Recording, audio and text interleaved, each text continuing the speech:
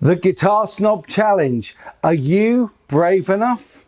On Tuesday, I put out a video pitting two of the cheapest budget brand guitars against each other.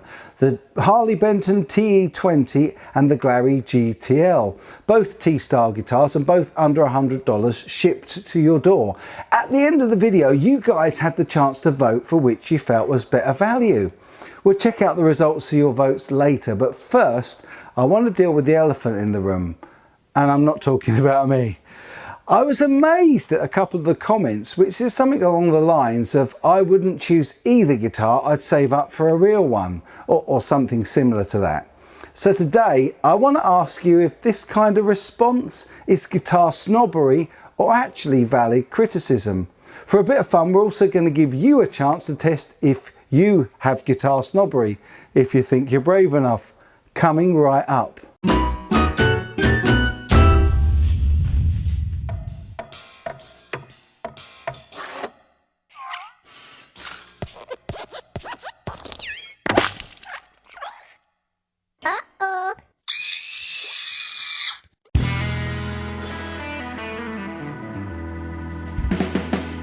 Before we jump in today, I'm going to run the Easter egg from Tuesday again on this video, as it was really tricky, and so far less than 10 people have managed to crack that egg.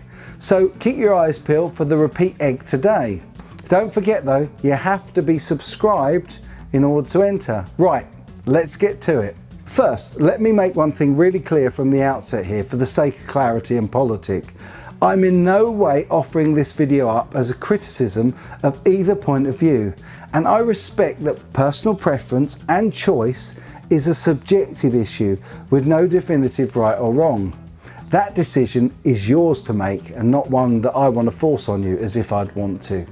This is very much like my gear demos, where I always say that I just do the demo, you lot do the reviews in the comments section. Well, this today is an identical situation. I'm going to offer up the arguments for and against without partiality or judgment. However, I really do look forward to seeing the debate that causes in the comment section down below. Let's start by defining what is meant by guitar snobbery.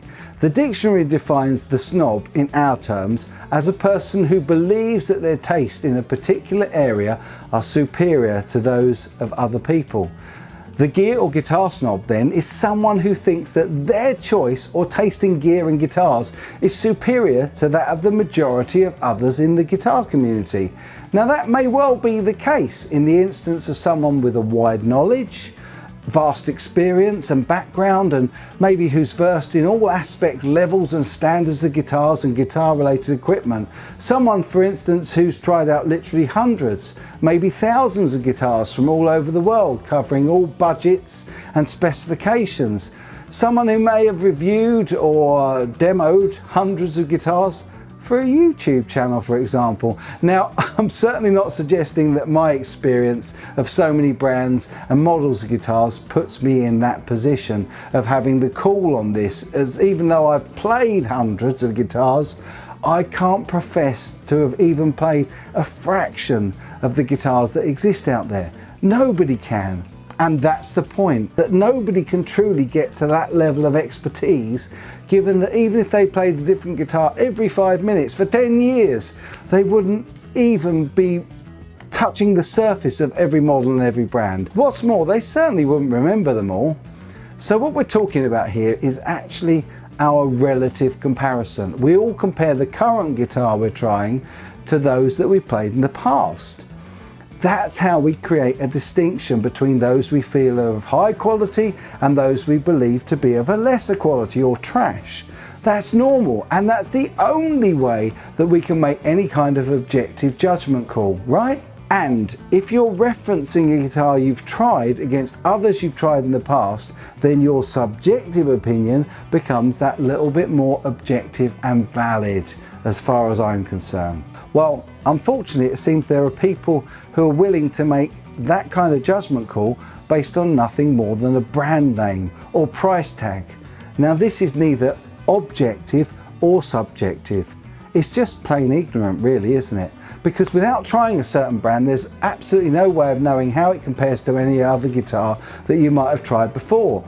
Now these are the kind of gear snobs that I'm not sure are great for the guitar community, as their knowledge isn't based on any tangible evidence, purely on conjecture alone. It'd be like me saying that I wouldn't fly on a 737 because my experiences of flying on an Airbus A380 couldn't be bettered. How could I know? Unless I've experienced both, I can't know. Now, if I'm someone that has respect from my peers and I'm an influential voice in the airline travel industry and I make a claim like that, then it can be damaging not only to the airlines operating 737s, but also to their potential passengers. If the cost of a flight on a 737 is only the fraction of the cost of flying on A380, but the experience is only marginally less luxurious, then passengers are vastly overpaying for the service they buy. It's the very same with guitars and gear.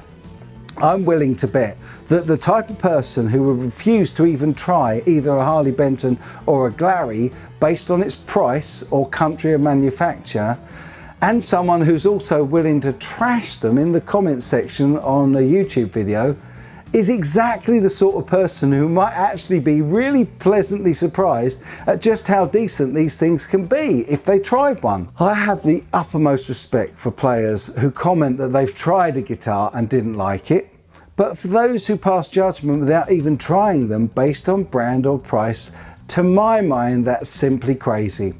What do you think? I know you'll be passing your judgments in the comments section shortly. Let's go and have a look at the results of the Harley Benton versus Glary test. So as you can see, the voting was incredibly one way, and I have to agree that I personally believe in the comparison, even when it comes to value for money, that the Harley Benton absolutely snatched the crown on this occasion. There is an alternative view though, as there are players who have a completely open mind and will try any guitar on its merits. I'd really like to think that I fall into this category, and it's possibly why I get accused of flip-flopping in my opinions occasionally. That's very easy to do because it's easy to change your mind about a particular guitar or even an entire brand after you've played many of them. I treat every guitar, or try to, as an equal until I get a close look and get to play it. It's only when you have the guitar in your hands that you can make any kind of faithful decision about quality, playability, and especially tone.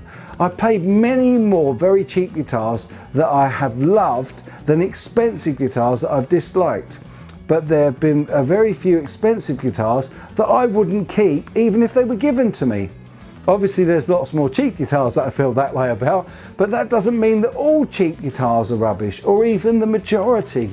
Now, I've got nothing against brand loyalty, and you all know that despite them never having followed up or engaged with me to offer an opportunity to even review their Far East line, I remain a huge fan of PRS guitars, and I've bought a couple.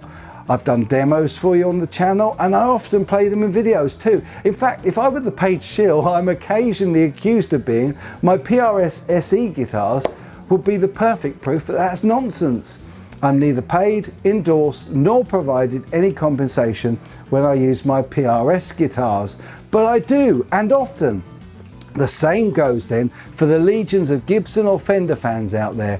I don't judge them for their brand loyalty, and I wouldn't suggest that anyone else should either. But when that becomes blind loyalty and an unwillingness to even acknowledge that there might be other comparable brands out there, and some at much cheaper prices, that's when it irks me a bit. Those are the types of guitar snobs that actually worry me. So today I've used a great article from Music Radar from way back in 2015 to put together a little quiz for you so you can test just how much of a guitar or gear snob you are. It's a simple 10-question quiz you can take, and it's based on the 10 signs you're a guitar snob shown in the article in question. Here's the link to the quiz, and I'll also try to remember to put a link in the description of this video too. Are you brave enough to answer the questions 100% honestly? If you do, you'll get a score at the end for what percentage of guitar snob you are. Please remember, this is just a bit of fun, and I'm not passing judgment on anyone here. I'm merely hoping that it might open a few minds to the possibility that you might be missing out on some amazing deals. I often say that we're so lucky to be living in the golden age of choice and value for money in guitars and gear. And I'd be really sad to think that any of you guys are missing out on great opportunities just because of unconscious bias that might exist. Please be sure to let me know your Guitar Snob score in the comment section, along with your thoughts on the subject. As always, I've just posed the questions. You guys provide the answers in the comment section, and I really look forward to reading them all, and I'll respond to as many as I can. If you've enjoyed this video, please give it a thumbs up. If not, please feel free to hit that thumbs down button twice. If you haven't subscribed yet, it can't hurt. And if you found the Easter egg in this video, you need to be a subscriber to claim your reward. So hit that button now. I'll be back with the very best content I can every Tuesday, Friday, and streaming live on Sundays. I also hope that you guys are enjoying my Thursday shorts that I've been trialing at the moment. Please let me know. Till next time, mates, you take good care.